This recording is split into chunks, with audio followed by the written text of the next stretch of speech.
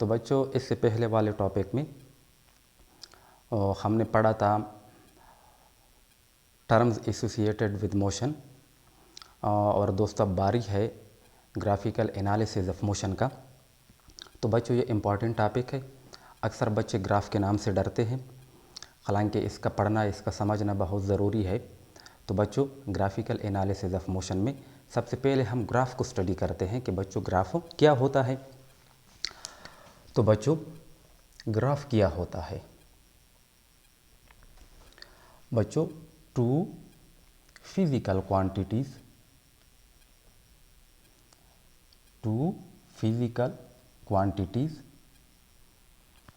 के बीच में रिलेशन को शो करने का एक आसान सा तरीका है, जिसे हम क्या कहते हैं? ग्राफ कहते हैं। यानी ग्राफ दो फिजिकल क्वांटिटीज़ के बीच में रिलेशन को शो करने के लिए इस्तेमाल होता है। अब बच्चों मान लो अगर हम डिस्टेंस वर्सेस टाइम का ग्राफ ले ले, तो बच्चों डिस्टेंस वर्सेस टाइम का ग्राफ हमें क्या बताता है? हमें ये बताता है कि किसी भी बॉडी की वेलोसिटी इंक्रीज हो रही हो या डिक्रीज हो रही है, या इंक्रीज और डिक्रीज किस रेट के साथ हो रही है। यानी ग्राफ अगर हम डिस्टेंस और टाइम का ग्राफ ले ले तो वो हमें क्या शो करता है? वो हमें ये बताता है कि किसी भी बॉडी की वेलोसिटी या तो इंक्रीज हो रही है या डिक्रीज हो रही है, और किस रेट से ये इंक्रीज और डिक्रीज हो रही है। यानी डिस्टेंस और टाइम का ग्राफ हमें ये बताता है। अब बच्चों ग्राफ एक्चुअली हम लेते हैं ग्राफ पेपर पर। ग्राफ को हम लेते हैं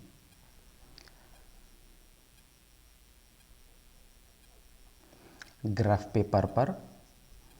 अब ग्राफ पेपर बच्चों आप लोगों ने देखी होगी, प्रैक्टिकल के जो नोटबुक होते हैं 9th और 10th क्लास के, उसके लास्ट में ग्राफ पेपर होता है। अब ग्राफ पेपर क्या होता है? बच्चों ग्राफ पेपर जो है वो एक पेपर होती है। उस पेपर में हॉरिजॉन्टल लाइन होते हैं इस तरह, और वर्टिकल लाइंस भी होते हैं। अब बच्चों ये हॉरिजॉन्टल और वर्टिकल लाइंस जो होते हैं, इनके बीच में डिस्टेंस जो है वो सेम होती है। ऐसा ना हो कि दो लाइंस के बीच में एक डिस्टेंस हो और नेक्स्ट टू लाइंस में डिस्टेंस जो है वो मुख्तलिफ हो, इस तरह नहीं होता। यानी ग्राफ पेपर में हॉरिजॉन्टल लाइंस होते हैं और वर्टिकल लाइंस होते हैं। हॉरिजॉन्टल लाइन और वर्टिकल लाइंस के बीच में जो डिस्टेंस होती है वो डिस्टेंस क्या होती है? सेम होती है, उसमें चेंज नहीं होता। अब इसी ग्राफ पेपर को हम इस्तेमाल करते हैं ग्राफ को खींचने के लिए। अब ग्राफ को खींचने के लिए बच्चों आमतौर पर हम क्या इस्तेमाल करते हैं? Rectangular coordinate system. Rectangular coordinate system को बच्चों हम इस्तेमाल करते हैं ग्राफ को खींचने के लिए। अब रेक्टेंगुलर कोऑर्डिनेट सिस्टम क्या होता है? मान लो अगर हम दो परपेंडिकुलर लाइंस ले ले, या सिंपली हम कहें कि हम दो लाइंस ले ले, एक को हम नाम देंगे एक्स ओ एक्स प्राइम का और दूसरे को हम नाम दे दें वाई ओ वाई प्राइम का। अब इन दोनों लाइंस को हम इस तरह खींचे कि वो इंटरसेक्ट तो करे, लेकिन ऐसा इंटरसेक्ट करे कि दोनों एक दूसरे को परपेंडिकुलर हो। यानी मैंने एक लाइन को इस तरह ड्रा किया, अब अगर मैं दूसरे लाइन को इस तरह ड्रा करूं तो बच्चों ये रेक्टेंगुलर कोऑर्डिनेट सिस्टम नहीं बनता, क्योंकि रेक्टेंगुलर कोऑर्डिनेट सिस्टम में हम कहते हैं कि ये दोनों लाइंस ऐसे इंटरसेक्ट करेंगे कि ये एक दूसरे के साथ 90 डिग्री की एंगल बनाए।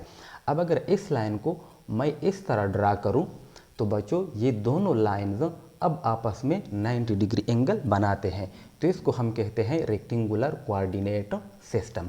तो ये दो लाइंस हो गए, X O X prime and Y O Y prime. यानी दो परपेंडिकुलर लाइंस हम लेते हैं और दो परपेंडिकुलर लाइंस आपस में इंटरसेक्ट करते हैं। जब दोनों को हम इस तरह ड्रा करें कि वो एक दूसरे के साथ इंटरसेक्ट करे, लेकिन इंटरसेक्शन पॉइंट पर वो क्या करे? आपस में म्यूचुअली परपेंडिकुलर हो। तो बच्चों जिस पॉइंट पर ये इंटरसेक्शन करते हैं, इस पॉइंट को हम क्या नाम देते हैं, ऑरिजिन का नाम देते हैं। क्या नाम देते हैं, ऑरिजिन।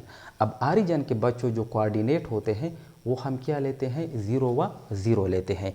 यानी यहाँ पर x भी 0 होता है और y भी 0 होता है। तो ये कोऑर्डिनेट हैं ऑरिजिन के। अब बच्चों ग्राफ में एक इम्पॉर्टेंट चीज़ जो है वो क्या होता है, स्लोप होता है। अब बच्चों मैं आपको समझाऊंगा कि स्लोप क्या होता है। तो बच्चों स्लोप को समझने के लिए हम क्या करते हैं कि generally Cartesian rectangular coordinate system लेते हैं किसी भी ग्राफ में। यानी ग्राफ पेपर में हम एक्स एक्सिस और वाई एक्सिस को ड्रा करते हैं, ठीक है ना। अब ग्राफ पेपर को मैं यहाँ पर नहीं बना सकता क्योंकि फिर वो टाइम लेता है। परपेंडिकुलर लाइंस होते हैं, हॉरिजॉन्टल लाइंस होते हैं, ठीक है ना। अब उसके बीच में हम एक्स एक्सिस और Y axis rectangular coordinate system को लेते हैं। अब बच्चों मान लो कि ये एक ग्राफ है। अब यहाँ पर मैं 2 पॉइंट कंसीडर करता हूँ। एक पॉइंट को मैं नाम देता हूँ P1 का और दूसरे पॉइंट को नाम देता हूँ P2 का। अब बच्चों इन दोनों पॉइंट्स के हम कोऑर्डिनेट लेंगे। कोऑर्डिनेट हम क्या लेंगे, हम कहते हैं कि x1 व y1 ये कोऑर्डिनेट है पॉइंट P1 के, और x2 व y2 ये कोऑर्डिनेट है पॉइंट P2 के। अब इसके बाद बच्चों पॉइंट P1 से हम परपेंडिकुलर ड्रा करेंगे x एक्सिस पर भी और y एक्सिस पर भी। तो मैं परपेंडिकुलर ड्रा करता हूँ x एक्सिस पर और y एक्सिस पर। तो ये x एक्सिस पर परपेंडिकुलर और ये y एक्सिस पर। सिमिलरली पॉइंट P2 से मैं परपेंडिकुलर ड्रा करूँगा किस पर, y एक्सिस पर, और दूसरा परपेंडिकुलर ड्रा करूँगा x एक्सिस पर। तो मैंने दोनों पॉइंट से x और y एक्सिस पर परपेंडिकुलर ड्रा किए। अब स्लोप निकालने का तरीका क्या है कि सबसे पहले हमने y एक्सिस पर डिफरेंस को मालूम करनी है। तो बच्चों y एक्सिस पर जो डिफरेंस है उसको हम डिनोट करते हैं डेल्टा y से। अब delta y change in y axis वो किसके बराबर होगी, y2 माइनस y1 के। तो बच्चों यहाँ पर फाइनल और यहाँ पर ये इनिशियल, तो फाइनल से इनिशियल को माइनस करेंगे तो ये डिफरेंस हो गया किसका, y एक्सिस का। तो सिमिलरली x एक्सिस का भी हम डिफरेंस लेंगे, तो x एक्सिस का डिफरेंस हम डेल्टा x से डिनोट करेंगे, तो वो बराबर हो जाएगा फाइनल माइनस इनिशियल के, तो x2 माइनस x1। अब बच्चों y एक्सिस का जो डिफरेंस है, अब इसको हम डिवाइड करेंगे x एक्सिस के डिफरेंस पर। अब इस डिवीजन से यानी हम लिख सकते हैं कि delta y divided by delta x। y axis का जो डिफरेंस है उसको डिवाइड किया x एक्सिस के डिफरेंस पर, तो बच्चों ये हमें क्या देता है, स्लोप देता है। तो स्लोप बराबर है change in y axis divided by change in x axis. यानी हम यहाँ पर लिख सकते हैं कि y2 minus y1 divided by x2 minus x1। तो ये बच्चों रिलेशन है कि इसका स्लोप को मालूम करने का। तो बच्चों ये एक जनरल रिलेशन है स्लोप मालूम करने का। अब मेरा कहने का मतलब ये है कि फॉर एग्ज़ाम्पल अगर हम कोई ग्राफ ले ले, इस डायरेक्शन में हम टाइम लेते हैं और इस डायरेक्शन में हम डिस्टेंस को लेते हैं, यानी डिस्टेंस और टाइम के बीच में हम ग्राफ ले ले, टाइम को हम सेकंड में और डिस्टेंस को मीटर में लेते हैं। अब इन दोनों के बीच में हमने ग्राफ को लिया है। अब उस ग्राफ का बच्चों अगर हमने स्लोप मालूम करनी हो तो आप यहाँ पर कंफ्यूज नहीं होना कि भाई यहाँ पर तो मुझे y2 minus y1 x2 minus x1 दिया है, अब यहाँ पर तो टाइम और डिस्टेंस है। तो बच्चों आप लोगों ने सिर्फ इस पॉइंट को जहन में रखना होगा कि y एक्सिस में आपके पास कौन सी फिजिकल क्वांटिटी है, डिस्टेंस है, और x एक्सिस में कौन सी क्वांटिटी है, वो टाइम है। तो यहाँ पर डिस्टेंस है तो आप y2 माइनस y1 की जगह क्या लोगे, डिस्टेंस लोगे। अब यहाँ पर आपके पास 2 पॉइंट होंगे तो दोनों पॉइंट के कोऑर्डिनेट किस में होंगे, डिस्टेंस और टाइम में होंगे। तो इसके जो कोऑर्डिनेट यहाँ पर बनेंगे तो आप उसको लिखेंगे x2 माइनस x1 और टाइम के कोऑर्डिनेट आप लिखेंगे t2 माइनस t1 के। तो ये सिर्फ जनरल रिलेशन है स्लोप का कि स्लोप को हम कैसे मालूम करते हैं, ठीक है ना। अब यहाँ पर भी बच्चे कंफ्यूज होते हैं कि मैं डिस्टेंस को y एक्सिस में लेता हूँ और टाइम को मैं x एक्सिस में लेता हूँ, क्यों। तो बच्चों ये बात जहन में बैठा दें कि जो फिज़िकल क्वांटिटी किसी दूसरी फिज़िकल क्वांटिटी पर डिपेंडेंट हो उसको हमेशा के लिए हमने y एक्सिस में लेनी है। और जो फिजिकल क्वांटिटी जिस पर डिपेंडेंट हो उसको हम एलॉन्ग एक्स एक्सिस में लेते हैं। अब देखो ना, यहाँ पर बच्चों डिस्टेंस जो है वो डिपेंड करती है टाइम पर, डिस्टेंस डिपेंडेंट है।